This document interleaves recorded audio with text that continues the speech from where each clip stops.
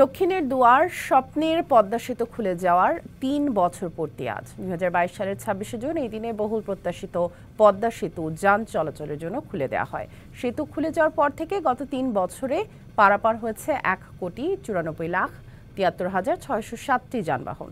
এতে টোল আদায় হয়েছে ২,৫০৪,৬৭,৬২,৮০০ টাকা। প্রমত্তা পদ্মা পারাপারের ভোগান্তি থেকে শুধু মুক্তির পাশাপাশি এই সেতু পাল্টে দিয়েছে দক্ষিণের আর্থ-সামাজিক অবস্থা।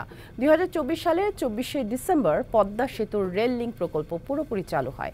এদিন রাজধানী থেকে পদ্মা সেতু দিয়ে ভাঙ্গা হয়ে নতুন পথে নড়াইল ও যশোর অতিক্রম করে খুলনা পর্যন্ত সরাসরি ট্রেন চলাচল শুরু হয়েছে।